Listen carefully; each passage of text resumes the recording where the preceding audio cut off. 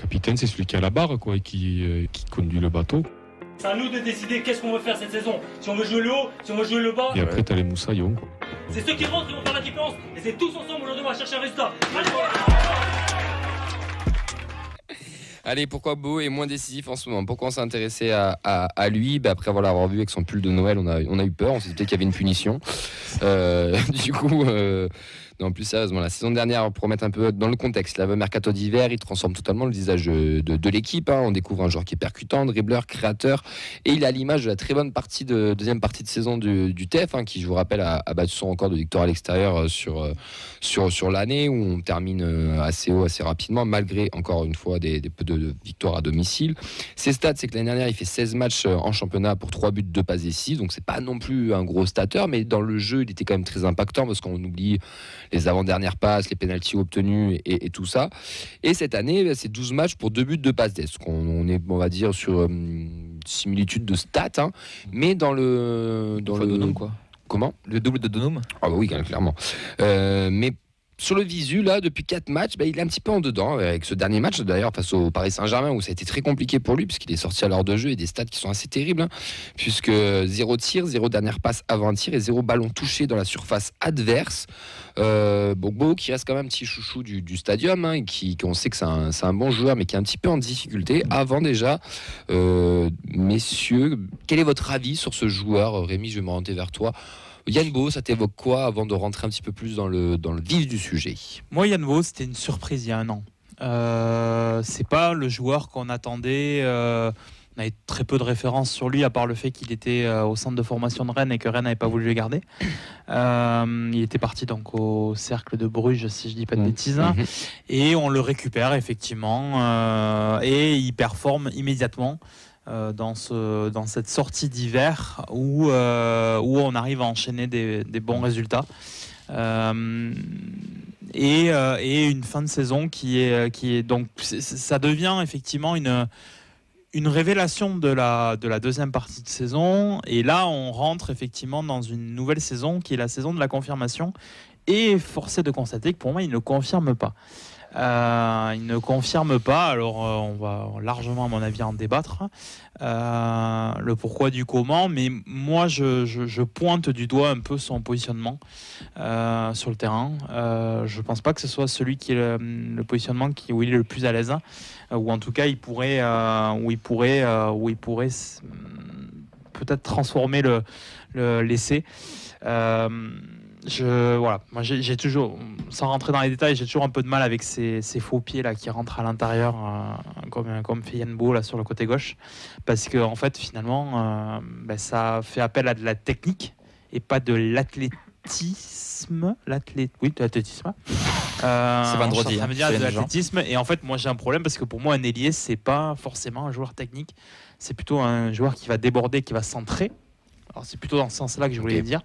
En tout cas, balle au pied, c'est pas un créateur. Voilà, c'est ça que je veux dire. C'est plutôt effectivement un joueur dans l'avant-dernière passe. Et tu as bien fait de le rappeler, Camille, que ses stats en fait ne montrent pas qu'il est un ailier, parce que s'il était un vrai ailier, avec des stats comme ça, même l'année dernière, on dirait c'est pas génial quand même malgré tout. Donc je vais un petit peu me dire que. Tu le verrais quel poste du coup? Moi je préférerais l'avoir en 10, mais bon, je n'aurai jamais en 10, mais c'est dans le cœur du jeu où il va être un peu électron libre. Et je préférerais avoir un vrai ailier gauche qui centre du pied gauche et qui met des galettes, mais bon, c'est pas son cas, et c'est pas le cas de son pendant de l'autre côté. Et c'est ça, pas le projet de jeu. Et ça, pour moi, effectivement, ça peut poser un problème pour ces joueurs-là, pour pouvoir faire des stats. Paf. Marathon là. Ah oui, là, on aurait dit l'adresse mail pro de Fred, les gars. C'était très long. Yann Beau, oui, comme l'a dit Rémi, donc dans le début de sa Lituanie, j'allais dire, mais de son roman. C'est un joueur qui nous a surpris. Un joueur, on n'avait pas ce profil-là. Donc assez technique. On l'avait plus parce qu'on l'avait avant. Oui. Adli en était un. Adli, voilà. Et Abouklal, non. Mais Abouklal était sur le flanc à cette époque. C'est pas le même style. Non, mais Abouklal. quand Beau arrive, donc, oui, il n'est pas crête, voilà, il est sur le flanc. Quoi. Donc on n'avait pas ce joueur-là disponible dans l'effectif. Il s'est de suite intégré, il a de suite montré de grosses qualités, enfin des qualités qu'on ne voyait pas, donc qui nous ont fait grand bien. Moi je trouve qu'il est quand même assez un joueur technique, un joueur qui va provoquer. Et donc ça nous a, on va dire, 2-3 buts très sympas aussi. Et ça nous a bien enchanté, quoi. Et sur le début de saison, je trouvais qu'il repartait sur les mêmes bases, on va dire, ouais. Puisque les stats le montrent.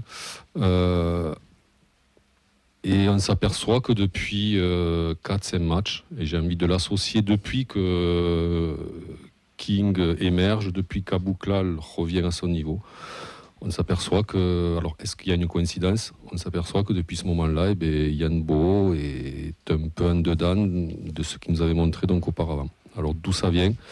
Peut-être que les circuits de passe ou de jeu donc ont été modifiés. On ne passe plus systématiquement par lui. On cherche d'autres joueurs beaucoup plus facilement. En tout état de cause, oui, en effet, il a une baisse de régime, quoi. Est-ce que cette baisse de régime va durer ? La question est là aussi. Parce qu'après tout, 4 matchs ou 5, où on est un peu en dedans, citez-moi un joueur de Ligue 1 qui n'a pas un trou sur 38 matchs, quoi. 34 matchs. Il n'y en a pas beaucoup, quand même, il n'y en a pas. Mais en effet, oui, si ça persiste, on va commencer à se poser des questions sur son réel niveau, quoi. Et c'est ça aussi. Quel est son niveau à Yann Bo, Cédric, pour toi ? Parce que quand on l'a l'année dernière, beaucoup s'enflamment, beaucoup l'envoient même en sélection Jeux Olympiques. Oui. Il y a eu une petite enflammade autour de lui, mais c'est quoi le réel niveau pour toi de Yann Bo ? Justement, je rejoins Rémi, je pense qu'il serait plus à l'aise en numéro 10. Parce que c'est vrai que oui, peut-être qu'on le veut sur l'aile gauche, mais peut-être qu'au cœur du jeu, il serait plus à l'aise, même si c'est peut-être pas le projet de jeu. Mais pourquoi pas, moi je le verrais bien évoluer sur un autre poste qu'ailier. Ouais. Après, si on est attentif aussi au schéma, d'ailleurs ce que Mathilde nous disait mardi dans l'émission, c'est qu'il faut voir aussi déjà les consignes du coach. Et Yann Bo est quand même assez libre dans cette composition.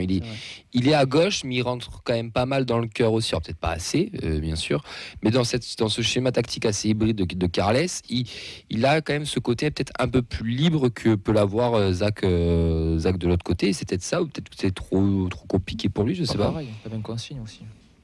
Un Zach, on le voit plus rentrer en pointe aussi, ou des fois ils sont limite à 2 dans l'axe, ou même un King qui peut se retrouver limite sur un côté avec un Zach qui finit l'action en pointe, et un Beau plus derrière. Peut-être que ça peut venir aussi. Moi j'ai l'impression aussi que ce qui fonctionnait bien, c'était sur sa relation avec Siro aussi. Donc cette relation entre le milieu plus défensif et le milieu plus offensif. Alors que là, il y a aussi un peu plus de difficultés au niveau de Siro ces derniers matchs. Donc j'ai l'impression qu'ils ont du mal à se trouver et qu'au final, ils sont trop éloignés sur le terrain en fait. On n'a pas réellement un vrai milieu axial à 3, mais sur des phases de construction offensive, ça peut arriver. Et là, j'ai l'impression qu'on a ce manque-là de liant.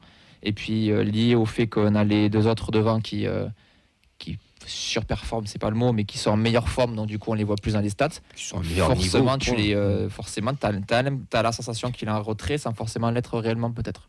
Mais il y a aussi le côté, on a trop qui force le trait aussi. Oui, il en fait beaucoup trop. Sur ces derniers matchs, il en fait beaucoup trop. Je trouve qu'il a un manque de confiance qui est présent, et tu vois qu'il va en faire un peu trop. Il fait le geste de trop, le dribble de trop toujours, et ce qui est un petit peu dommage. Et je pense aussi qu'il paye aussi la bonne complémentarité entre Zach et King et Kamenzi ou Donum, les 3 qui sont côté droit. Et nous, sur le côté gauche, on a du mal, quand c'est Soiseau ou Donum, d'avoir cette complémentarité avec Beau. Je trouve que c'est très compliqué. Comme tu disais, en plus, le faux pied, moi je te rejoins un peu, je suis pas très fan des faux pieds, mais bon, dans le schéma, le système que Carles met en place, c'est pour qu'il rentre intérieur, pour libérer les espaces, etc. Mais si on regarde, il combine rarement avec son piston, et même des fois, on a l'impression que le piston ne monte pas en mode, de toute façon, je sais ce qu'il va faire, et puis il fait toujours le même dribble. Et au bout d'un moment, tout le monde a compris, et une fois, 2 fois, 3 fois, compliqué. C'est ce que dit justement sur Twitter combien de places que l'effet de surprise est peut-être aussi passé. Ouais, et puis peut-être qu'on l'a un peu surestimé aussi, Mais non? c'est ça. Moi, je pense qu'il est juste à son niveau en fait. C'est ça, je pense. Alors, j'espère me tromper, mais je pense qu'il est arrivé en fait à son max. Max, je pense pas. C'est-à-dire, Il stagne. ce qu'on a vu, c'est-à-dire qu'effectivement, c'est pas le joueur qui va vous mettre 15 buts dans la saison, qui va finir meilleur buteur. Mais je pense qu'effectivement, pour pouvoir œuvrer librement, il manque quelqu'un là en fait autour d'eux là. Et le problème, c'est que on a en plus l'avènement, comme tu dis, Kamenzi, et moi c'est Sidibé aussi que je veux mettre en fait en liaison, parce que c'est un joueur qui se projette énormément vers l'avant, et on l'a vu faire effectivement quelques longs ballons, notamment une très belle passe d'ess. Je ne sais plus contre qui vous me la remettrez, mais je vous laisse soin de le faire. Mettez-le en commentaire. Je sais plus contre qui c'est cette très belle passe. Et en fait, le problème, c'est que du coup, comme le jeu tente à pencher maintenant un peu plus sur la droite, qu'il n'a été jusqu'à présent, ou l'an dernier, c'est vrai que Suazo répétait les efforts. Donc c'est vrai que pour le coup, ça penchait un petit peu côté gauche. Et là, forcément, il revient un peu dans l'axe, un peu par défaut. Et je te rejoins, Vincent, des fois, quand on s'arrête sur le match, en fait, on voit Beau en 10 et Abouklal et King, en fait, les deux devant.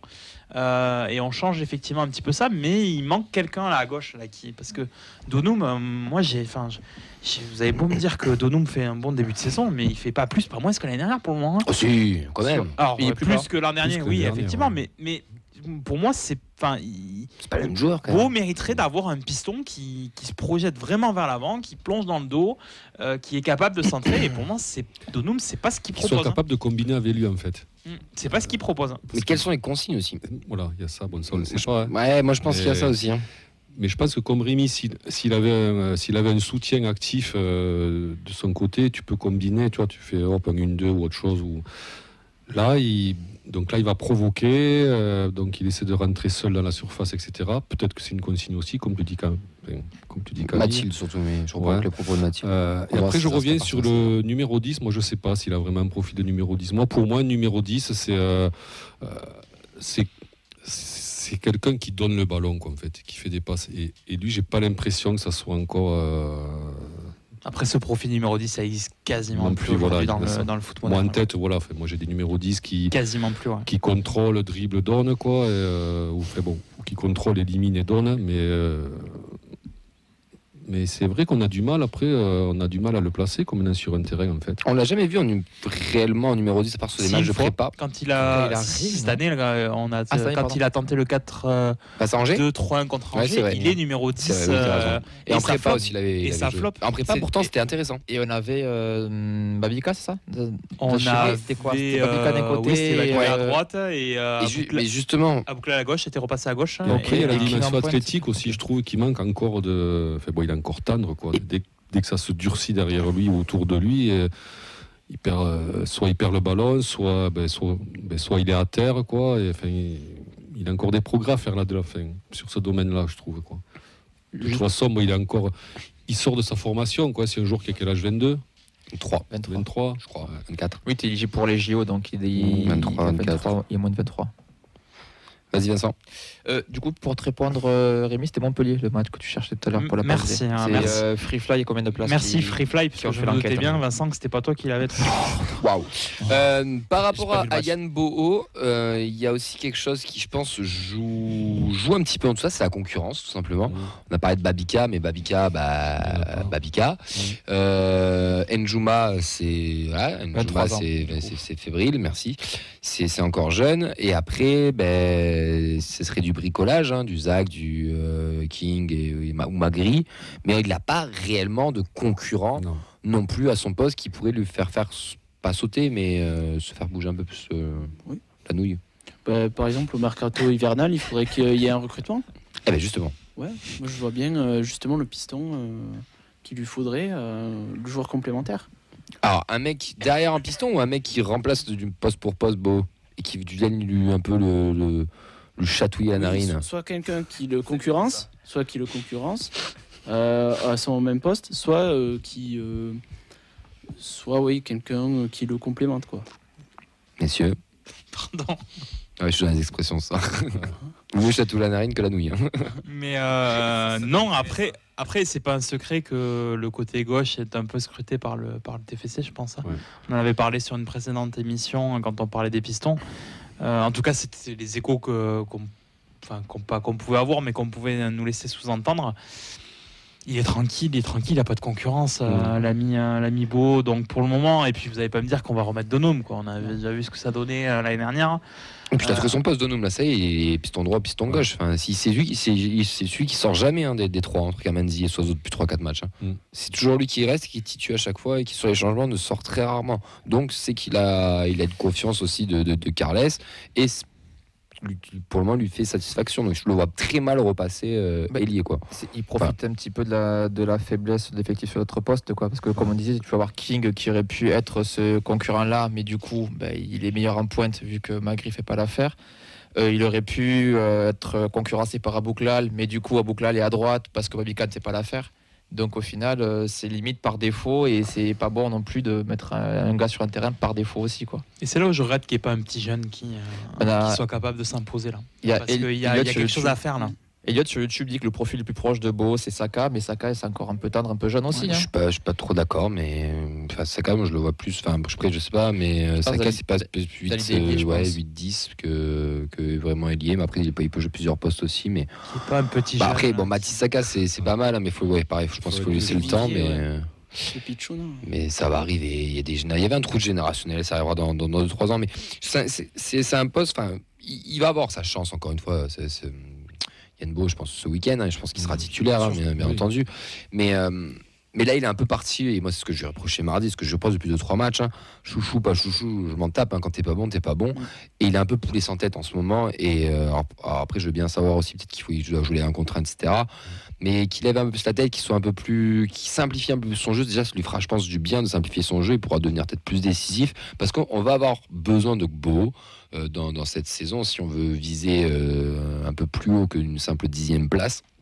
Et il peut être intéressant, il peut être décisif dans certains matchs, dans des moments. Et même s'il a du mal face aux gros, genre, je dis une bêtise, Marseille, Paris, Monaco, mais s'il performe face aux autres et qu'il nous rapporte des points, ça suffira amplement, en fait, tout simplement. Mais c'est vrai qu'on est sur un joueur qui est dans le dur, qui est un petit peu en manque de confiance et qu'il va falloir remettre vite à sa place. J'ai 2-3 réactions sur les réseaux. Chocani 30 000 qui nous dit: je pense que c'est davantage les autres qui sont mis au niveau et qu'il ressort moins, mais même en étant un peu moins bien, il est infiniment précieux. Pour Sacha, il a 4-5 matchs de moins bien, comme ça arrive à tous les joueurs et qui coïncide avec le réveil d'Abouklal de l'autre côté. Pas de raison de s'inquiéter. Pour Rixio sur YouTube, il va revenir plus fort.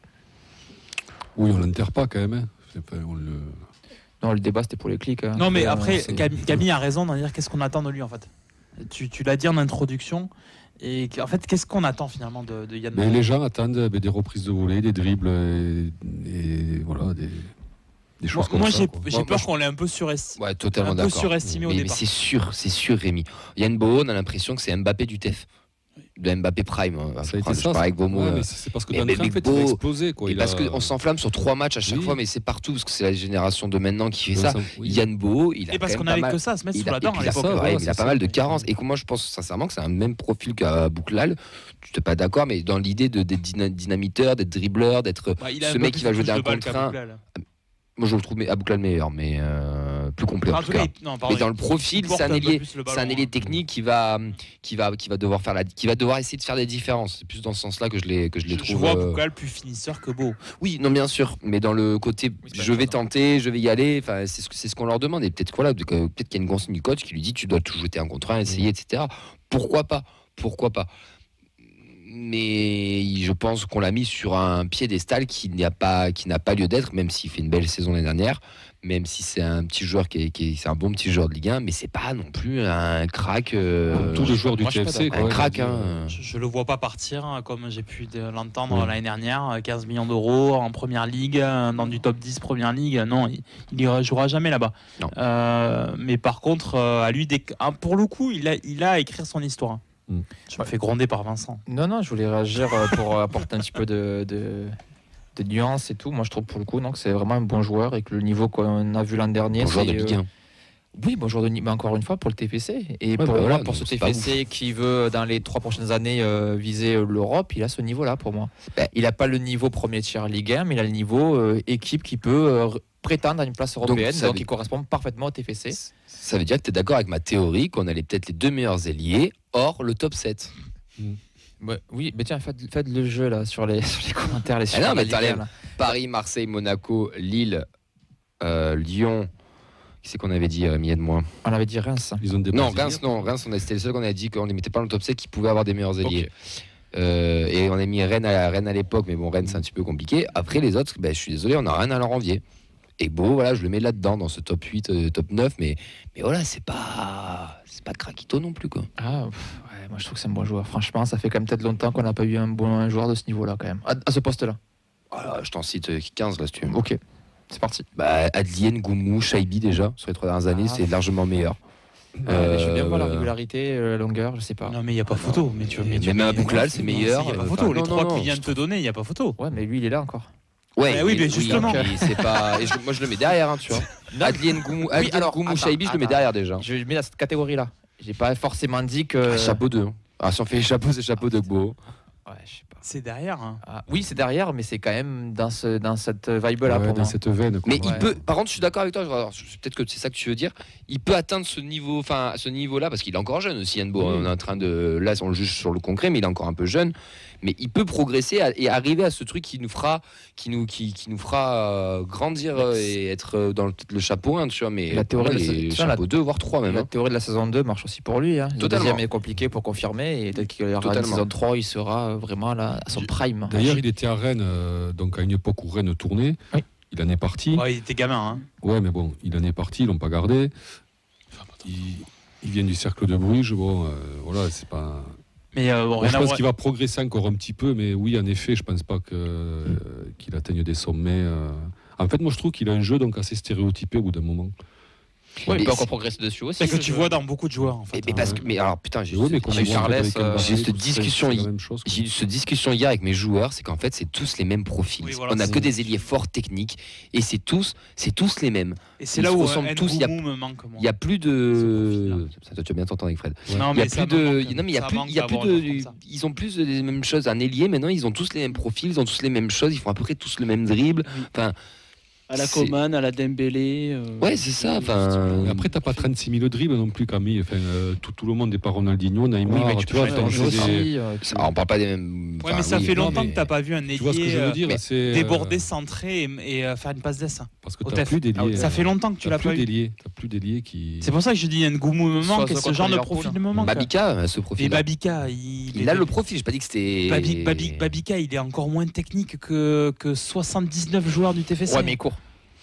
Vite. C'est comme C'est dirait une Somalia. autre émission, c'est un tout droit, Babika. Parce qu'après, les ailiers, bon, ils étaient quand même. Bon, ils avaient un peu de technique quand même, parce que déjà, pour bien centrer, il faut avoir un peu de technique. Et pour éliminer ton défenseur, il faut un peu Mais de ça te technique. manque pas, ça, Fred, Si. un ailier gauche qui s'est centré à gauche, un ailier droit Oui. qui s'est centré à droite Voilà. hein Ouais, mais le football d'aujourd'hui, c'est plus ce qu'on demande. Et qui sache On Je- demande à un je ailier sais, qui mais- doit recentrer axe, qui qui doit sache jouer tirer les 10, qui corners, doit, puisque c'était eux qui les tiraient à l'époque. qui doit être hybride, qui peut se replacer dans le milieu de terrain. Enfin, il y a tout ça qui rentre en jeu, comme un latéral qui maintenant doit rentrer dans le cœur du jeu pour devenir un numéro 6. Et peut-être que ça reviendra aussi. Hein, Oui, puis on a quand même un tacticien aussi, donc c'est un profil, un poste où il peut être encore malléable, modifié pour évoluer encore. Peut-être que Après, le ces beau stats l'année peuvent prochaine, ça va pas changer, être le beau de cette année. hein. Bon, mardi, tu mets 2 buts, c'est beau stats nouveau. échange, quoi.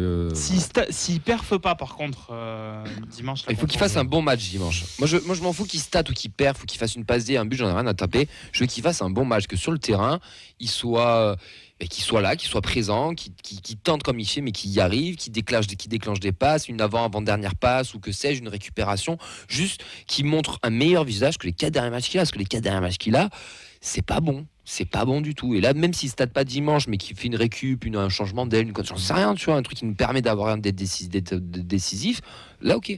Juste qu'on retrouve un peu cette fraîcheur-là. Après, des fois, on oublie aussi, c'est des gens comme toi et moi, quoi. Ils ont peut-être, tu sais, à côté, ça va peut-être moins bien. Ouais. On ne sait pas, peut-être qu'il est un petit peu blessé, mais bon, il joue quand même, vu qu'il est tout seul à ce poste-là, à la limite. Il y a des choses qu'on ne sait pas, quoi. Peut-être que voilà, à côté, il se passe des choses Vu le dont on n'est pas au pull courant. qu'il a dû mettre, c'est sûr qu'il a dû déprimer d'autres jours. Mais... Il y a ça aussi, ouais.